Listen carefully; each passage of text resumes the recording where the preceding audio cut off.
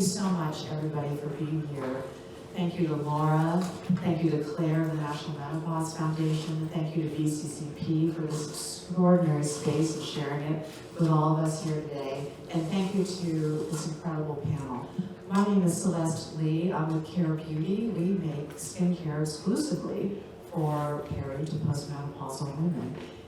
It's patented, it's clean, it's vegan, as it should be. I always hate the fact that I even have to say it, you know what I mean? But today, we're gonna really explore some really important features of what happens in a woman's life. And a woman's life is not just physical, it's emotional, it's mental, it's physiological, and all of these things are intertwined, and we're gonna get deep into it and talk about, is this okay? Okay, we're gonna talk about how we can help ourselves and the generation coming up next, the millennials, get ready in a way that, frankly, my mother, a boomer, never got to. So let me introduce you to these amazing women. I'm like nervous about this. Let's try this one. Yes.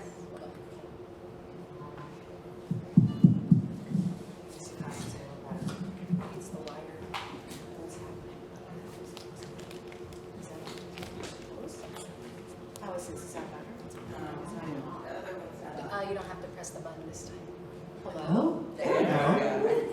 And we're on. Okay. In the vibrant power feminine pink on my right, far right, is Dr. Rachel Goldman, who is not only a licensed psychologist, a public speaker, but she specializes in the mind-body connection, like Judith Joseph, and we all should be thinking about this. She's a clinical professor at the NYU Grossman School of Medicine and has been featured multiple times on Oprah, the New York Times, on magazine, CNN, you name it. She's a young mom herself, and she's passionate about helping women build their own mental health toolbox, which I love. And whether it's perimenopause or anything else, we're going to find out what that looks like. And then to her right is the gorgeous Sadhvi Siddali Shri. And she is the first North American Jain monk, not specializing. Her tenets, her personal philosophy is focused around nonviolence, compassion, and service. She is an award-winning director and a public speaker. In fact, she's already done 2 extraordinary films addressing sex trafficking, which we all know is a very serious matter. And she's currently working with Alyssa Milano on a series about perimenopause and is very focused on how she can help this next generation experience this really very long, complex, and yet unique journey for every woman. Is this working? I'm so sorry. And that will be coming out next year, I believe. But we're going to see her balance piece in a little while. We'll figure it out. Yep. Okay. Rocio, want to stand up? No, it's good. Rocio Salas Whalen is a triple board certified endocrinologist, and she focuses on women's hormonal health throughout a woman's life. And I love the fact that she was an early adopter of HRT and perimenopause. Those of you who know about the horrible thing that happened with the Women's Health Initiative should respect every doctor who's willing to go against that and say, you know what, we live in a different era and we deserve better. She's also an expert, a board certified expert in treating midlife weight gain. So you and I need to have a conversation. Experience with GLP-1s throughout her career has made her an expert in this arena, which is something that is talked about a lot, but really very little is known about. And in the middle of the sofa is Jennifer Weiss-Wolf. She's an attorney and author. She's executive director, also at NYU, but this time at the NYU School of Law, Women's Leadership Center. She fascinates me because she was called the architect of the U.S. campaign to squash the tampon tax by Newsweek. She's a policy advocate and around menstruation, menopause, and she has a lot to tell us today. She has a new book coming out next year called Period, Full Stop, The Politics of Menopause. And at the end of the sofa is Dr. Suzanne, but she likes to be called Susie, so we're gonna call her Susie. Susie Fensky. She's a double board certified gynecologist and integrative medicine doctor. I mean, these women are beyond accomplished. Her functional approach in treating perimenopause and menopause, hormonal imbalances, endometriosis, and that hidden awful disease, PCOS, she helps empower women by providing comprehensive and compassionate care by blending traditional medicine, traditional knowledge with Western medicine using botanicals, supplements, and personalized lifestyle strategies. I think we're gonna all learn a lot here. And Camilla Phillips to my right, she's a board certified OBGYN and lactation consultant and a wife and a mom of 3. She has been a lifelong women's health advocate and educator. She's the founder of Calla Women's Health, which educates women and girls about their bodies as part of the core philosophy of the program. And that's really actually brings us to what we're really talking about today, is why is perimenopause should be, can you guys actually just hear me? Okay, I'm just gonna go for it. Perimenopause should be something that we learn about in school. Menopause should be something we learn about in school. But these are complex topics. We don't even learn what a hormone is, barely learn what estrogen is. And we don't learn about it at the doctor's office, and we don't learn about it in school, and doctors barely learn about it. So we have a whole society and culture that suppresses basic knowledge about something that occurs to 100% of women. And the fascinating thing to me, one of the things that I learned about when I started Care Skincare, is to find out how early perimenopause actually occurs in real women's lives. The truth of the matter is natural hormone decline, and that includes everything. We're talking estrogen, progesterone, testosterone, there's some other stuff there too, actually starts to decline for men and women alike, by the way, at age 30. By the way, all you guys, I'm not joking, it's for real. However, women, and it's small, it's like 0.5% to 1%, and it impacts everything around your body, because hormones are actually like the red lights and green lights of your body. It tells you when to sleep, when you want to have sex, when you feel hungry, when you feel like doing anything. So all of a sudden, for women, we get to what's called peri. What does that mean? Our rate of decline of basic hormone production in our bodies declines at twice the rate of a man of the same age. Don't you think this is something we should have learned about by the time we were 16? If not earlier? We learned about acne. This is like just as important. Anyway, that's one of the things that drives me crazy about this. I'm so glad we're here talking about this today. So we're gonna jump into why this panel, this conversation might be a little bit different than others that you've experienced online or in person. And it really speaks to the power of what Peri is all about. Peri is a 60,000 person strong community where people can gather invisibly or very visibly if they choose, and talk and share and complain and fetch and learn and educate others about their experiences and whatever it may be, however small, however big. So what we want to do in today's discussion is to have 3 little topics of conversation, and each of them is going to stem not from an idea out of my head or out of Claire's head or out of Laura's head or out of any of our doctors' heads. It's going to stem from an actual real person who wrote a question out on the Peri app. So let's kick it off. Our first one kind of leads into what we want to talk about, which is how do we prepare this next generation? We have a demographic hump coming up, and we have millions of young ladies, young women, who are about to become 34, 35, 36. There's others that are 44, 45, 46, and they still have no idea what the hell perimenopause is and what it means, what it looks like. So here's what this woman said. She said, at 30, I had no idea what perimenopause was, and I wasn't prepared. Doctors, society, even my own family had never mentioned it. I challenge you guys to think about it. Did anybody in your family talk about it? I would say less than 1 in 20. So let's start with Camilla. Camilla, how can those in the medical field doctors like you. Expand the conversation you're already having with patients about fertility and pregnancy and postpartum. How can you get the next step over and talk about perimenopause before it happens? What does that look like for you? Are you doing this in your practice? What do you tell people? Are there key points? Yes, there's always key points. I'm sorry, I have my phone next to me because I have someone in labor and I just want to pay attention. So that's important. So yes, it is something that I actually do start pretty early in my practice because it's kind of a cringe feeling when I have someone come in, especially for the first time, and it's like, no one told me, my OB didn't tell me, and I kind of feel responsible for the lack of information that the medical community is doing. So I actually start talking to people who aren't currently going through their fertility or reproductive phase about perimenopause as early as 30, 35, definitely by 35. Because it's not fair that you get caught off guard. So what I talk to them about is the first signal that many of us often see, and that's that menstrual irregularity. The menstrual irregularity is often the first sign, and that can give them clues that, you know, something might be coming, something is changing about my body.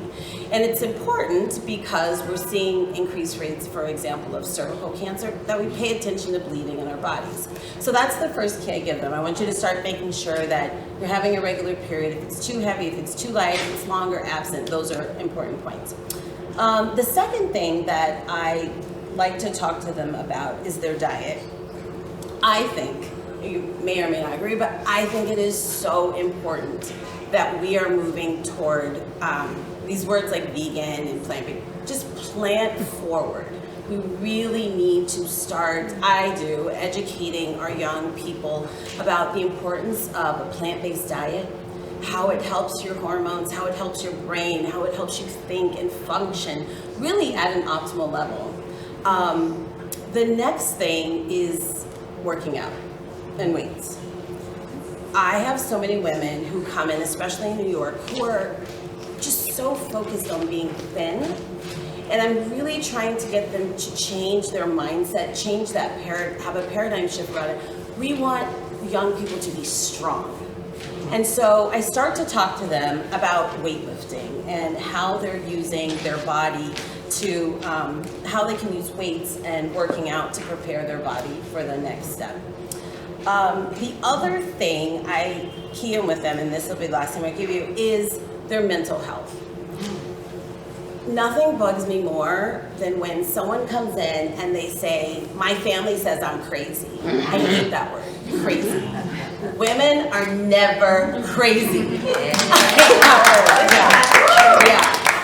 Something is going on with us. We might not identify it, we might not be able to say that's what it is, but we are never crazy. And so I tell them, anytime you even in your head start to think, oh my God, I'm going crazy, I need to see you. We need to start talking about the changes that are happening with your body. Are you in perimenopause? What that means, and the life shifts, the conversations you need to be having, what you need to be talking to your partners about, your employers about, your friends about, and having them start these conversations really as early as 35. That was amazing. Thank you so much for sharing that, especially the mental health part. I'm going to ask Rachel to chime in with a comment or two.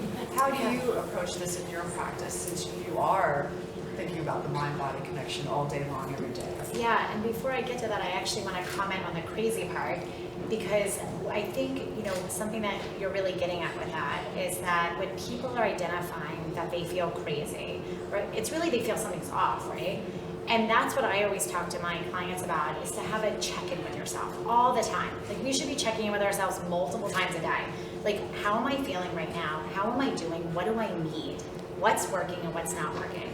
And I think that's really important, because if we're having these continued conversations with ourselves and being aware of our bodies, the mind-body connection, we can then identify something's off, right? And it could be your diet's off, your movement, your exercise routine's off, your sleep's off, your hydration's off, your stress management's off. Like, those are kind of the things I really look at. But that can be a signal that something's not right and I need to take a step to do something about it. So I always encourage people to be curious and to be your own advocate, right? Call the doctor, ask the questions. I heard about perimenopause. Maybe I'm going through it. This is coming up. What's going on? So, I think just that kind of answers the question, but also to kind of piggyback off of that part. Thank you so much. Of course. So let's move on to perimenopause itself, and I'm going to call on you, Rocio. And I'm curious, what do you think millennials can do now to prepare or to get ready for this whole notion? And we know that perimenopause is very variable for every woman. And, depending on which piece of media you look at, there's 36 symptoms, there's 48, there's 52. I mean, it's just so random. What do you think the average 33-year-old should be thinking about? I think the first thing is that they should educate themselves, right? I think the more knowledge that they can have, the more that they can gonna be an advocate for themselves when the situation comes and they go to the doctor, right? You cannot ask for something if you don't know about it. So we're having these conversations in social media. It's important that you take part of those conversations. It's not like, oh, I'm not there yet, I'm not interested. I think it's the younger you are that you become aware of it, the easier the transition is going to be. So education, to be an advocate, and then also I completely agree with Camila in regards to how to enter midlife, and I discuss weight and weight gain, is lifting weights, right? We're moving away from the skinny, we're concentrating on being strong and fit. You have to bank on muscle early. The earlier you bank on, and it's never too late to start, right? If you're in your 40s and your 50s and you haven't lifted weights, it's not you didn't miss the boat. You can start at any age. But talking to the younger woman is starting lifting weights as early as you can. Shift the mind of exercise. Exercise for health. Exercise to bank muscle, not to look a certain way. Bank muscle. Bank muscle. I think that's got in my head. Thank you so much. Suzanne, I have a question for you now. As an OBGYN who focuses on the holistic, the integrative part of women's health, why is it so important for women to recognize and focus on that transition between fertility and perimenopause? It's a great question. So I think it's about really focusing on your cycle and your body, right? In certain areas, it's actually a little bit difficult, I would even say, to have the conversation at 30, because a lot of women actually are like, so you're saying that I haven't started my fertility journey, and I'm sure you have experienced it, and now you're bringing up this topic and telling me that my fertility window is closed. So I think that there's sort of this balance in how you approach things where you're talking to the woman about the fact that fertility is very much still an option during this time and very possible during this time. But the preparation for really being aware of what your vital sign is, right? The vital sign of your menstrual cycle. So paying attention to tracking your menstrual cycle, knowing what your symptoms are during that time too. And that's kind of a signal ahead of everything else about what's to come in perimenopause and what's going on with your own fertility too. I love that. It's pretty fundamental. Being aware of your menstrual cycle is each person's own responsibility ultimately. Nobody else is going to do it if you don't do it, right? So I think, though, this brings me to the other side of the coin, which is we live in a society that is so obsessed with youth.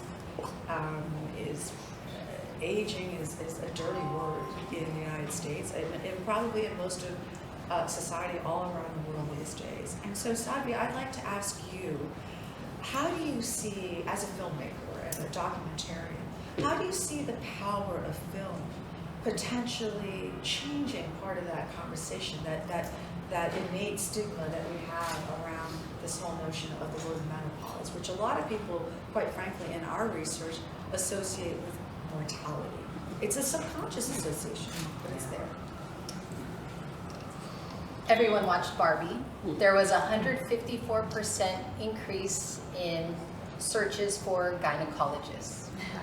That's the power of film, right? So for us as filmmakers, I want to credit Caesar here. He's our director of photography, and he's been on this journey with us, our executive producer, Heather Badal here.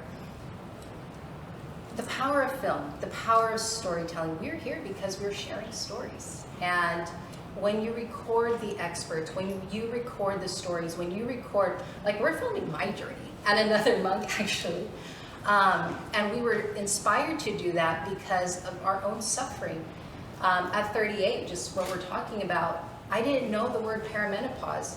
And we spoke with a film consultant, and she's like, well, you're a monk, and maybe because you live at an ashram away from the world, maybe you feel like you're under a rock because people know about perimenopause. And I'm like, excuse me? Like, I had no idea, right? And so to go through the symptoms, not understand, the anxiety, the sleepless nights. I'm a monk, I meditate, I do yoga, I, eat right and so forth. Try to reduce stress in my life, teach stress relief workshops, and then I'm going through something, that's scary. And that is a whole level of silent suffering that I had never experienced before. And so having made films, we were just like, we need to do this. We need to put our stories out there. It's still a journey. We're still going through the ups and downs of perimenopause and the chaos of it, understanding our symptoms, asking the doctors. I was even asking Dr. Susie here, just like, I have a question, because there's so many questions and we want so many answers, but how are we going to, write the right words in Google? We can't always go to Dr. Google. And so with our docuseries, and I think the power of film is you present all of the evidence-based information out there. You turn to the doctors, you turn to the experts, you turn to different women sharing their journey, because that's how we learn and that's how we get the conversation started. And that's how I feel like films change the world. So true. So true. I hope you get an Oscar. I'm voting for you. Not that I'm in the Academy, but okay. And so we're coming to the end of this section. Jennifer Weiss will tell me, how does policy fit into this conversation? Is there a role for government to mandate learning in any way? What do you think? Policy fits into everything, and I think that's maybe one of my life missions, is to make policy a less dirty word. Perimenopause is something that people don't understand. Policy makes their eyes glaze over. They think it has nothing to do with them, but it's everything. Every single gap, every single place that people stumble, there are systemic structures that are in place that can advance them or impede us.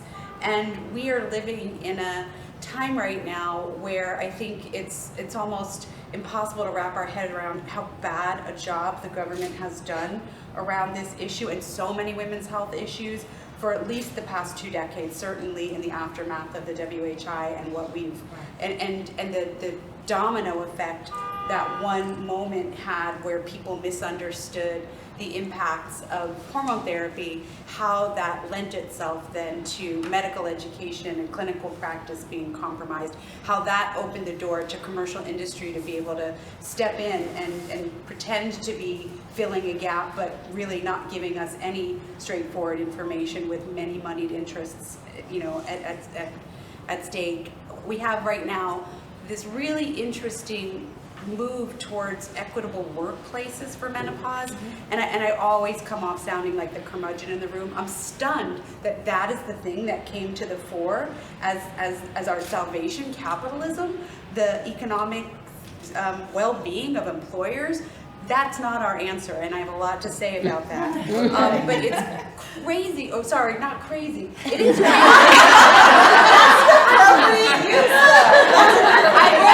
I find it so fascinating that that's the thing that grabs headlines and everyone thinks is where our solutions are, so we can go to work and perform better for our employers' bottom line.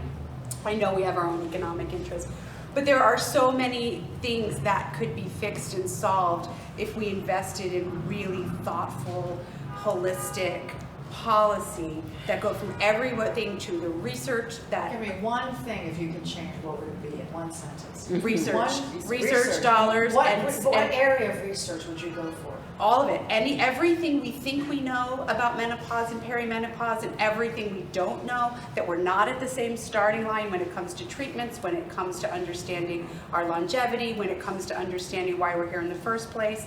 But there's not just one. That's the other point too. And it's this really weird, like all these tentacles affect each other. It's not a linear story, so it's really hard to tell. It's really hard to say that medical practice is here and commercial industry is here and workplace is here and insurance benefits and affordable treatments are here.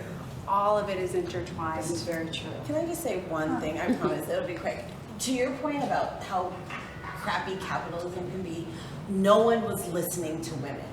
We have been coming in for decades saying something's wrong, I'm off, I need this, I need. No one listened to us until we had a study that showed how much we affected the market.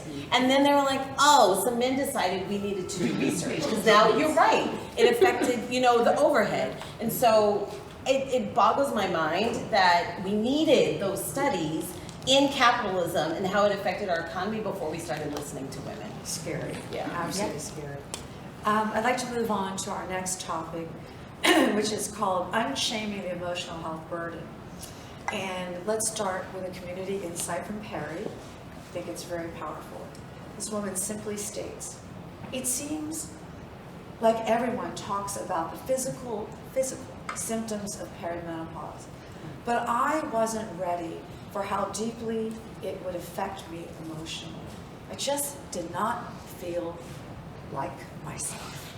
And I actually think that last statement, I just did not feel like myself, probably actually occurs to every single woman, not only at some point during perimenopause, but throughout the perimenopause and even the postmenopause transition.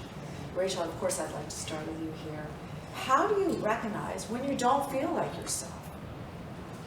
And what do you do about it from an emotional perspective? Like, how do you know that you don't feel like yourself? Yeah, so first I want to just normalize what you just said, because I think we've all experienced at one point or another, maybe during perimenopause, maybe during menopause, maybe during pregnancy, maybe, who knows? We've all at some point felt like something's not right and I don't feel like myself. And that's where I'm going to go back to what I said earlier about those check-ins, right? It is so important. Our bodies are constantly giving us signals, but actually we ignore them most of the time. Why do we do that? Because everyone's here from New York or in New York today, especially New York City people, right? We are go, go, go. We are busy. We live in a society that actually glorifies being busy. So when we have little signals or signs that our body or our mind are trying to tell us, we push it aside because we have to do work, because we have to, right? We're women and we have to just push them aside, but we don't. So really it's important that we pause to check in with ourselves. And we're like, actually, something's not right. And we speak up. And like you had mentioned, suffering in silence, right? Struggling in silence. We've all probably done it in one way or another. And that's why these conversations are so important. And that's why Perry is so important, finding community. Once you check in with yourself and you realize something isn't right, speak up, find your people. We all need community. We all need that to also, not just for our emotional health, not just for our physical health, but to know that we're not alone. And I think that's the biggest part. So many people feel alone, but you're not alone. Everybody is experiencing it. It's very powerful. I read all the time that loneliness is one of the great unsung, really, problems of the modern age, right? I mean, that's what it comes down to. If I can say something, I That think would be that's great. so important, like for the young woman, they're talking about the millennial. One thing that you should do is build friendships. Build strong friendships. Build friendships that are going to take you, that you're going to hold hands through your difficult times, and especially when you're going through all these changes, because it matters. Rocio, that's fantastic. How do you build a friendship, Rocio? Look, she's my friend for 24 years. So there we go. Let's celebrate that. I love She's it. coming here to be with me today in my talk. Thank you for coming. I love it. You work on it's a relationship, so you work on it, right? Yeah. Susie, I think you have something to say about the nature of friendship. Do you have anything to add? I think that that's the cornerstone of everything is love and friendship. In your own relationships, your personal relationships. Yeah, and love doesn't have to come from men, from your friends. Okay. Yeah. In fact, that leads me into a question for you, Susie. What is a holistic approach to emotional well-being which is accessible, achievable for people? In regards to perimenopause in general. Or however you want to take it. Yeah, I think first you have to start, I agree completely. You have to first start and recognize what you're going through.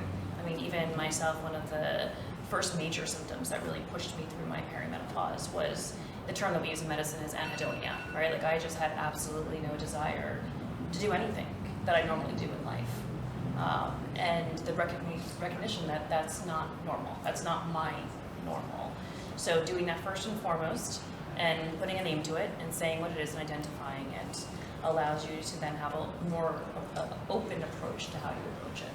So what's really important as you navigate every aspect of life, but especially perimenopause, is having your stress management skills in place. So, and it can be simple, right? I mean, I ask this question to patients every single day, and I feel like people think that I'm testing them, that they should have like the perfect answer. You know, I meditate twice a day, I did transcendental meditation. You don't have to give me, this is not a test. You don't pass, you don't fail. You just have basic, I mean, at the most basic level, all of us should be doing what Judith was doing in the beginning, just do breath work. And I do that every single day, breath work. And periodically throughout my day, working as a physician, it's incredibly, you give your all to every single woman that's right in front of you, every single woman. So every couple of patients, I go into the bathroom in my office, I do 3 rounds of either box breathing or 4-7-8 breathing, and I come back out and it brings me right back to being centered in myself again. That's fantastic. What's box breathing? So there's the box breathing is you inhale for 4, you hold for 4, you exhale for 4, and then you hold exhaled for 4.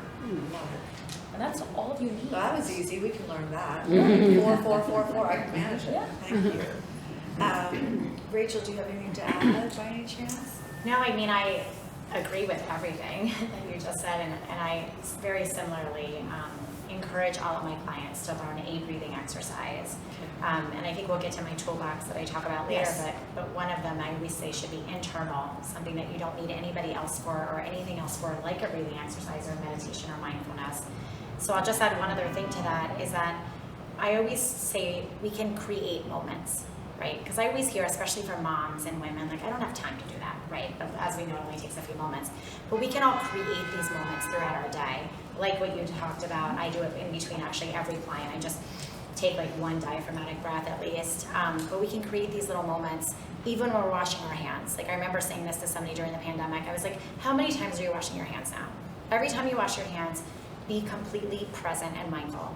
You know, feel the warm water, feel the soap on your hands. But we have these moments that they're already given to us. Just create it and make it a mindful moment at the same time. Mindful moment. Well, this is a perfect transition to Ask Atlig, because she's all about mindful moments. How do you think society can make emotional health and menopause less of a stigma and more, just like part of everyday life, everyday moments? I think it's to the point of when everyone's suggesting is community, conversations, and truly being vulnerable. When we're vulnerable and I don't know who was speaking, but we have these masks on, like, how are you doing? I'm great, I'm doing fine, got everything together. But it's like telling your friend, like, I'm having a day. Like I tell people now, it's like, oh, my peri-brain's kicking in, like I can't find my word, I can't. So we begin to normalize it, right? So we're starting to use the words as part of our conversations. One person I spoke with this week, they said it's their goal to mention menopause every single day to help reduce the stigma. So we have to talk about it. You're here to learn, but now you can go to your friends, to your family, and share what you're learning, and that's how have that ripple effect. So conversation's huge. Sharing what you learn. You're following the doctors, the experts. Share that with your friends, and putting yourself out there, because that's how we start to break the silence around it. And so it's time to change, and I think this is what I love, what Laura's doing and Perry's doing. They're focusing on the millennial generation. I'm part of the millennials. Unfortunately, Gen X, it's been skipped over, and it's so unfair, but we can, get in this together, right? And get loud, and that's what we do. So this way, the other generations don't have to suffer anymore. Well, as a Gen Xer, I think that every generation has its responsibility to move the ball a little bit forward. I'll tell you on a personal level, my mother never said one word, and she was in the medical profession, by the way, about menopause, other than to stand by the stove one day and literally just say, without looking at me, have you stopped your periods yet? And I said, yes. And that was the end of the conversation. There was no judgment, so that part was good at least. But it was just so random, like we were making eggs or something. I don't know. Anyway, switching topics. We actually, so many of you submitted some fantastic questions, and we can't possibly, within this forum, get to all of them, but we selected a few, and so I'm going to challenge you with the first one. Okay. All right, and this one was, I thought, really fascinating. As a partner to someone, I'm dating a person in perimenopause, what are ways that I can show up, or generally speaking, being supportive? You're dating someone who's in perimenopause. Yeah. And I think it's a woman who's dating a woman, to be quite Right. clear. So I think one of the great things that people have access to, it's a double-edged sword, right? But is the internet to educate yourself. There are excellent websites that are evidence-based about perimenopause and menopause that people can go to. And I think that if you are in love with someone, engaging with someone, you want to know, you should educate yourself. I think having open and honest conversations, giving grace is huge, grace. I was thinking about what you said, and I remember when I realized I was going through something, I came in one day and I told my husband, get the hell out. It's non-negotiable, get the hell out. And he was like, but I live here and the kids. Yeah, I don't have a ring on, but I do. I am so That's how you can do your partner. But he was like, ooh, I gotta do something fast. And he went to the internet and, as bless his heart, tried to, educate himself and started doing the things. So, when you're in a relationship, especially long-term relationships, we have all these hats, right? Take some of these hats. Do the laundry, do the cooking, do the kidding, he took off about 3 hats. Okay. And I was really grateful for that. So I think that investing time in your own education so you can see where you can take things away from your partner so they can have time to just have that introspection, have those moments, and have time alone as she manages this is really helpful. Marcia, did you have something you wanted to add? No, I think it's great. She's very engaged. I was like, I think she has some monumental moment. No, I love that your husband was engaged and your husband took. Oh, he was scared. You see it all the time. Like, so many of us are breaking up, divorcing during this time, and in retrospect, I'm like, oh shit, was that menopause? Like, was that perimenopause? And I should have caught that. But like, we go the divorce. Jennifer, we should be allowed to call for a reason for divorce. Seriously, that should be allowed. If one wanted to. Oh my gosh, thank you. That was great. Our last main topic today is really, it's about how do we make perimenopause care, whether it's physical, emotional, mental, how do we make it accessible? And so let's start with a Peri community insight, and I think that it's a little bit long, but it's really worth listening to. When will all women be able to access perimenopause treatment? I'm not talking about just women with money, I mean all of us, including women in rural areas where any care is hard to access, and women with low incomes, women with disabilities, women of all colors. This shouldn't cater to just the rich people. The online providers I see through the internet are very expensive, and that was the statement. Yeah. So John, let's kick off with you. Thoughts? Yeah, I know, it's the whole, there's a double-edged sword to all of this. In a conversation I had with a fellow activist that folks may know, Omi Shade, Bernie Scott, we were talking about, who runs a Black Girl's Guide to Surviving Menopause, this word mainstream, what it means for a movement to go mainstream. You hear that a lot. Menopause is having a moment. No, it's a movement. It's gone mainstream. Like it's become a lot of clever statements. And then what does that mean? Who does that normalize? What playing field then are we dealing with? So when we think about public policy, I think that at least in my own work as an advocate and as a writer, it always entails talking to communities who are directly impacted, and it always entails ensuring that the solutions are focused on folks who are least likely to get the care they need or are most marginalized, or however you want to frame or phrase that. So we have something that does look very sexy in the modern stage right now, and it happens a lot. You know, there are fancy retreats and travel packages and things that really aren't made for everyday people. But there are ways that public policy, again, my own little religion, can be part of the answer. So that could include everything from advocating for menopause treatments to be covered by all forms of insurance, public insurance, public programs, public benefits, and private insurance. And folks may be surprised to know that there is one state in the country that now mandates that. Anyone think they can guess what state it is? It's not New York, it's not California. Colorado. Vermont? New Hampshire? Louisiana. You can't even get an abortion there, but you can get You have to look at the 10 Commandments in the classroom there. Yeah, really interesting backstory, which is often actually the case in how policies can get moved. A really extraordinary woman lawmaker who has breast cancer herself was the champion for this. She's somebody I worked on tampon tax stuff back in the day. And sometimes it actually takes an individual story like that to move hearts and minds. Illinois actually is the only other state that requires public or private insurance to cover any form of MHT, and they do so only for people or women who've gone through earlier premature menopause on account of cancer through chemotherapy treatments.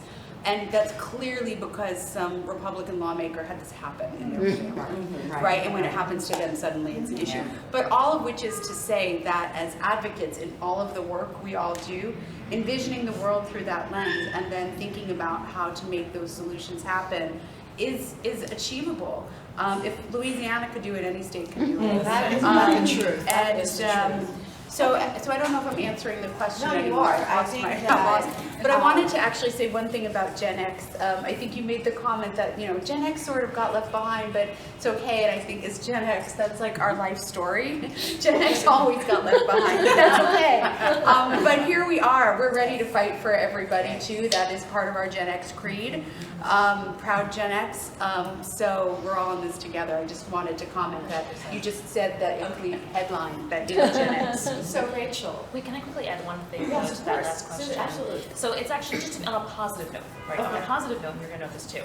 The Menopause Society conference that just happened, right, was shut down. You could not get into in person. It was, and this was 6 to 8 weeks. It was 6 to 8 weeks ahead of the conference. It was shut down. So to me, what that means is that we're going to get there because even gynecologists, right, are like, this needs to be taken on. This needs to be addressed. I need this education. So I think that on a positive note, even within sort of the physicians that are doing or should be doing this, we're getting there. Let me frame that for everybody who may not know. The North American Menopause Society, which I think is rebranded Menopause as Menopause Society, Society, is so important because in medical school, OBGYNs, only about 1 in 5 get any menopause training at all. And if they do get it trained, it's an elective. So it just goes to show you that menopause isn't real, right? But you can learn and you can get self-certified through the National Menopause Society, and they've done a terrific job of it. And there are, I believe, about 2,500 OBGYNs now all over the country that are properly certified. So that's who you should be seeing. So let's move forward. Rachel, talk about accessibility. A lot of people think that therapy is expensive, it's not accessible. What are things that a woman can do if she's broke or unemployed or whatever it may be and can't see a private therapist? What do you think? Yeah, so it's really unfortunate, but it's true. It is hard to find a therapist that doesn't have a long wait list, and that's not expensive. It's a fact. So there's things like what we're talking about today, things that I've already discussed that we can all be doing on a regular basis to try to help. Of course, if you can get therapy, amazing.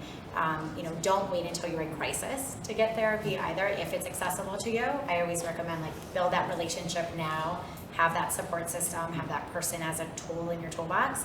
But if you can't or you're not doing that yet, things like having your toolbox. I would love for everybody to just think for a moment of at least one tool that you can put in your toolbox that is a go-to coping mechanism or stress management technique. So, and I want you, like, whenever I ask this, everyone's like, well, what's in yours? I'm happy to tell you, but it's not helpful for me to tell you what's in mine, because if you're not gonna do it, it's not a good tool for you. So I'm a runner, for instance. If you're not a runner, please don't put running in your toolbox. If you wanna try running, fine, but don't put it in there. It can be support, it can be Perry, it can be having your community, calling your friend, it can be, you know, meditation, mindfulness, movement, it can be anything. The key is that you see yourself doing it and it is helpful to you, meaning it is calming, it is grounding. In the moment, you can do it. Now, once again, you can't do everything all the time. Like, if I was stressed right now, I can't just put on my running shoes and see I'm going on a run. That's why something internal is also really helpful. So I would love for everybody to just take a moment and identify at least one tool that you can add to your toolbox. And then on top of that, think about those check-ins. On a regular basis, check in with yourself. And the questions I said before, I'm going to repeat again. How am I doing? Be honest with yourself. What do I need? What's working for me and what's not working for me? Sometimes the what's working for me, we can't always identify, but we know what's not working for us. Like staying up late and getting limited sleep, not working for you. Maybe mindfulness, things like that before you go to sleep, working for you. But to kind of have those check-ins and build your toolbox, I think is a really wonderful place to start if you're not able to get a therapist and have access to other care right now. Thank you. I'd love for Lucy to add to that. Do you have anything you'd like to add? Yeah, I think what they can do with that, I can talk about the Latin community too, accessibility, right? When we're talking about accessibility, yes. I think many of us, unfortunately, we are not accessible for everybody, right? We're talking about availability, cost. But what we're doing, many of us on social media, I think is really important that we can cross borders even with that. We can cross socioeconomic status, right? I think it's very important that we contribute in that way too, because not everybody can see us and not can see everybody either, right? I agree with that. Susie, do you have anything you'd like to add? In regards to toolbox and how to manage. Yeah, you know, when you have a patient and they're not just talking about a physical issue, they're talking about just feeling bad about life. What do you say to them? The recognition, right, that it's not you, right? This is your hormones, this is not you. I think it's always important to understand. It's just an affirmation. Just saying that to any woman makes them immediately feel better. That this is a temporary stage, there are solutions to it. It's not you. This is not going to be the permanent way that you view things. You have to just start with affirmations. You have to just start to normalize it and make a woman understand that every other woman's going through the exact same thing. Thank you. Rosie, we already started to talk about this, but I'd like to ask you and any other doctor here, how do you ensure that minority communities receive the right resources and get access to perimenopause care, to menopause care altogether? Because this is a transition that can be anywhere from 4 or 5 years to 15 or 20. I mean, I know women in their 70s who still have hot flashes. What do we do about this? If you think about it, if we're talking about everybody's experiences, that you didn't learn about perimenopause, you didn't learn about menopause, and we're talking that living here in the United States, right, where healthcare system we have, you can only imagine in other communities, right, in the Hispanic community, in the Latin community, in the Black community, that they have even less access of that. So we're even farther away from that right now, right? We're educating a certain population at the moment. The next step is to educate everybody else. I think language is a big barrier for many, especially for women, right? If you're talking about perimenopause, you are putting yourself in a very vulnerable position when you go and talk to your therapist or to your doctor, or you're talking about your more intimate day-to-day symptoms and events. If you're not able to communicate that in your language, it adds even another barrier, right? So if you think about it, you're not going to be able to express yourself, or the other person is not going to really interpret what you're saying. So I think goes again with training physicians, right? Spanish-speaking physicians. Talking about my heritage, I'm Mexican, I'm Latin, right? So be able to communicate in everybody's language what they're going to go through, right? And then accessibility and the policy, so everybody has access to treatment, hormones, therapists, right? Even Medicaid, Medicare, we need everybody to have accessibility to medications in case they need it, or at least care. It even needs to start like with the insurance companies. I mean, I'm sure you're running. Sure. It even needs to start with the insurance companies. I mean, I can't tell you on a daily basis, I'm sure you do the same thing, you as well, where you have a woman who's on systemic hormone replacement therapy and you added some vaginal estrogen, and insurance companies saying she's already on hormones, we're not going to cover the vaginal hormones. And to have to, every single patient, fight with the insurance company that these are different purposes, these are different things, it should be able to be covered. It's even that accessibility. That's crazy. I had no idea. Yeah. What can you do about it? Is this something? I mean, it's my understanding that there. I think it's Ever Now, which is an online community, and healthcare access has somehow figured out how people can get vaginal estrogen for free. I don't know if this is true. Is this accurate? They're providing with their membership, yeah. So if you have a membership there. So you still have to pay. It's not really free. It's, Okay. All right, but it's a start. It's definitely a start. But that's, I would just say that's a piece where, again, none of these policies are linear. It's not just like we have to fix this one thing. That's where education, research, and insurance practice all collide. They think that because of the WHI, right? They don't understand the difference between local and systemic. And then, you know what I mean? It's like unpack it further. And then you have a doctor who may or may not know that either. It's also intertwined that it's not just, you know, a simple shaking out of an insurance policy. It's that not everyone is starting at the same start line in terms of what they believe to be true. We don't have our facts all lined up. Right. Very true.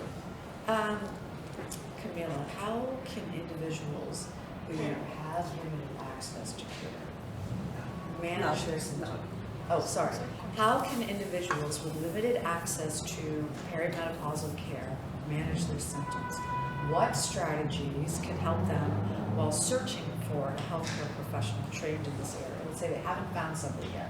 What can they do? So there's the internet, you already identified. Well, specifically, the Menopause Society has a list of professionals throughout the country that you can access either in, New York is lucky. We have a ton of people. So for people who don't have that type of density, that you can access either online or in person to help initiate that conversation. They also have a segment where it's just like patient focused. And so to Dr. Salas-Whalen's point, starting that education for yourself. So when you find that person, you know what the questions are, you know what your issues are, and you can sort of articulate them more clearly. But I find that, again, this is capitalism. We have to pay for everything. So in being very honest with patients, I tell them it's hard. Sometimes I say you have to put some skin in the game. And that really sucks, actually, to have to pay for access. But one of the things that I do find is that some of the menopause providers, their virtual prices are lower than their in-person prices. Some things are negotiable. So you have to, unfortunately, be creative in finding ways to gain access. Okay. There are actually also a lot of hospital systems are now starting to have menopause clinics, like for Medicaid population. So even just using that and approaching the main hospital systems, like our own hospital systems in New York City have a bunch of menopause clinics. And I will say that a lot of the people who do the menopause clinics in these hospitals are really trained, well menopause providers. So that's always an option too. I wanted to add before, I always tell women, because they ask me the same question, how do I find somebody? How do I find which? I would say never assume anything, because some doctors in the Menopause Society do not prescribe hormone replacement therapy or menopause hormone treatment. So, or if you're going to an endocrinologist or gynecologist, don't assume that just because of that they will talk to you about menopause. My recommendation is always to call, right? When you call to make the appointment, ask. Ask if the doctor has experience with menopause. Do they see patients for menopause, perimenopause? Do they prescribe hormone replacement therapy? Just before you make the appointment and you find out that the doctor, that you can ask and call until you find, yes, this doctor has experience. You need to be one step ahead of it. Very good. I think I love that. Being proactive so you're not unpleasantly surprised and then maybe spend a couple $100. And wait 6 months, and wait 6 months to see somebody. Yeah. So, on a different note, Sadvi, how do you think, I know that you're working on this series with Ms. Milano, are you addressing some of this topic around accessibility in your film? How does that look? Without giving anything away. We're actually bringing a lot of what we've discussed into the film, because it's not just perimenopause symptoms and treatment. There's a bigger conversation. There's the cultural conversation. There's the accessibility conversation. But our goal by the end is for the viewer to have the information, the right information, to be informed, and now they can be an advocate for themselves. They can make the right choice for themselves. Women these days, they're making choices maybe out of fear, maybe out of lack of knowledge, but because of the series, and Jennifer, she's in Tamsin's documentary that's coming out in October, so there's so much information that's getting out there. So with that right information, then you can, challenge your doctor. Then you can, because it's scary. It's scary to go to the doctor, and doctors, they have all of the information, and especially if they're not comfortable with menopause or HRT, they don't want to appear like they don't know. So then they dismiss, and we hear a lot of those stories. But with the series, our series, with the documentary, there's going to be more films coming out. There's going to be more books, and we need more of that. We need all of this. So women now will have these tools to be like, no, but the studies, they're wrong, or they've been debunked, or we have all of these experts that are citing this, and you can confidently go to the doctors, ask your questions, and then if they don't have the answers that you're looking for, that you know is possible, then you can find another doctor. Then maybe the other doctors who are not aware might start to get more training, because all of the experts, all of the doctors, they are electing for training, because I think you get like an hour, 2 hours maybe. Kind of in menopause. 6 to 8 is the standard. So not it's much. Pretty low. It's very low. And so watching the series, reading books, you're going to have so much more education. Then you'll have that confidence to go to your doctors, to go to your nurse practitioners. And that's why that global conversation is needed. Because it's happening everywhere. It's not just in the United States. We put out this post for Host a Peri Party, and 20 countries already signed up. Oh, that's fantastic. 20 countries already signed up, and so it's already hard here. Imagine in second, third world countries. But if they have the information, then they can begin to challenge. Then they can, go the legislation route. Like they can start. But if we're not sharing stories, if we're not becoming vulnerable, then no change, not much change. But we're here because they're talking about it. They're sharing stories. The doctors online are sharing the stories or training us, and it's for free. So I don't even know what the question is. I just get on my Peri brain. I think actually it really speaks to how powerful it is that that Laura and Claire have led the charge into designating September as Perimenopause Month, because this is not like acne where we all had it like 14 to 16, maybe a couple people had it longer. Okay, this is a very complex journey. It is truly unique for every single person, and I think that, truthfully, I think that every month should be Perimenopause Month, because it goes on for like your entire midlife potentially, and it's really like a mystery to people, right? I want to address another audience question that had come up in the submissions, and I think this was really interesting. I hope you agree. I see a lot of conversation around one particular solution. This is for you, HRT is the implied solution. What do the experts think about this, and this person says polarizing narrative, which confuses me and so many other women starting to navigate this thing called perimenopause. So I'll let you kick off here. You know, I see that as something very sad. I see that something that shouldn't be happening. It shouldn't be polarizing, especially that we are finally able to have people are receiving the information, right? I feel like people are accepting it, people are opening up to the information, and then what do they find? They find conflicting information, right? Again, you have to do your research, right, on who you're going to listen to, right? What is the purpose of the information? What is behind the information many times, right? I feel like right now everybody wants to be part of the menoverse because they want to take advantage of desperation, of misinformation, right? Especially with women. So I think you have to be very alert on who you listen to, what are the credentials, if they have a secondary purpose on it, right? How are they basing their advice? What articles are they basing their advice? Because we practice evidence-based medicine, right? So I think it's important that you also do your own study. Don't just take everything that we're saying for granted. You also have to make sure who and what's the intention of what we are saying or it's coming from, right? Thank you. Very well put. Does anybody have anything to add? Any thoughts? Okay. I think that I would love to get to the most exciting part of the evening, which is the action part, the action and the doing. Like, what can we do? What can you do? What can we all do? And I think that the way to do it is to, I think we'll just go around our panelists, and each person will share a concept or an idea. I don't know if we're allowed to use the word concept anymore. Okay, so let's start with you, Rachel. Okay, so I've already discussed the toolbox, so I'm going to shift what I was going to say.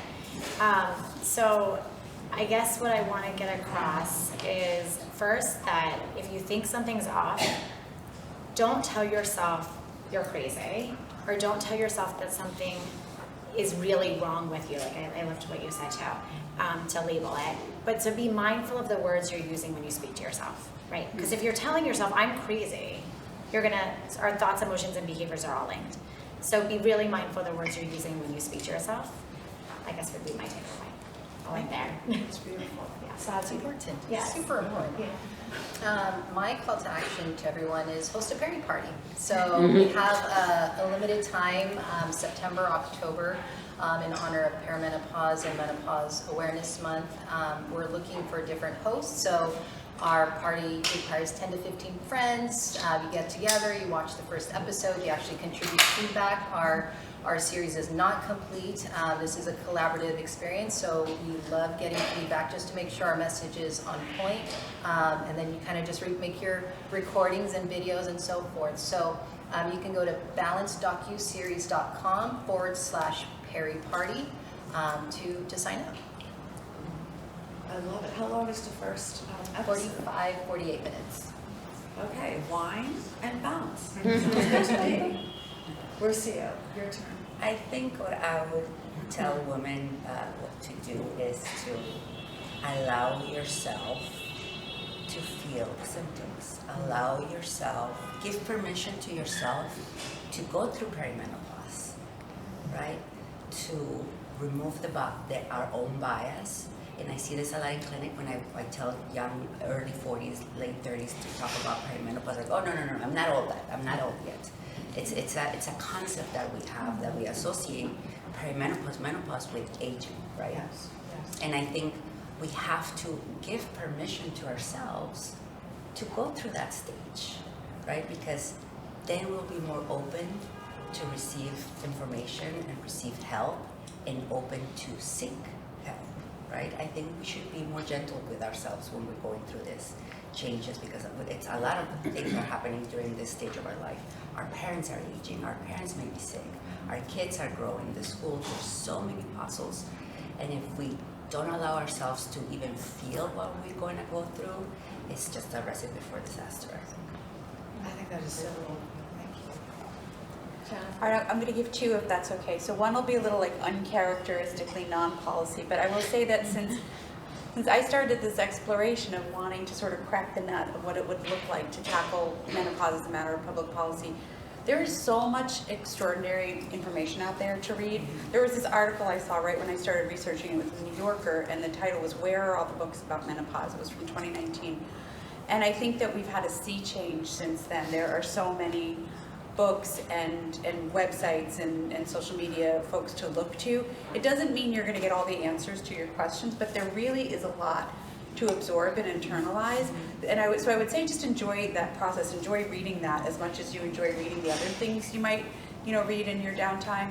Because that's been a lot of my own research in this process, and I've learned so much. And I was fully menopausal when I started this, so I've only looked at perimenopause in the rearview mirror and said, oh, that's what was going on. And I had but when I experienced it, I didn't do anything to diagnose or self-diagnose. I discovered it all on the other side.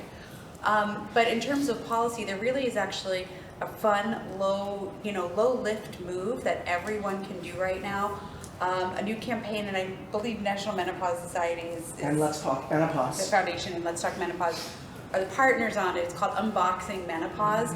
And basically the ask is that currently for vaginal estrogen, for local vaginal estrogen, there is what's called a boxed warning label on it, which is basically like the same as like the skull and crossbones labeling that you'd see on a pack of cigarettes, that has all kinds of outdated information, still rooted in the WHI, about the supposed dangers, which are really frightening sounding and happen to be not true, or not appropriate, or not current.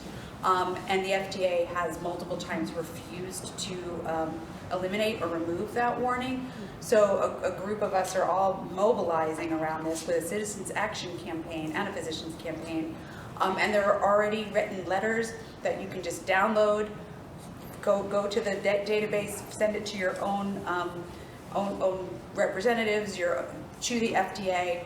It's a very easy process to get involved and do that civic action. So if you go, I believe, to Let's Talk Menopause site, and maybe Claire's site too, there's links to both, but I would say go for it. Feel the fun, feel the rush of sending a letter and standing up for yourself that way. And there's lots and lots, there will be many more ways to engage on very specific asks and demands of legislators. There's 4 bills that are live in Congress.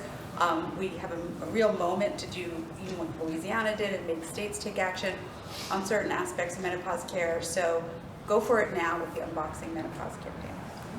I love it. Unboxing. Everybody has to do a letter by tomorrow. It's so Just you once, click not and a send. lot. You don't even have to personalize. How it. You easy just is put your that? name in it. Okay.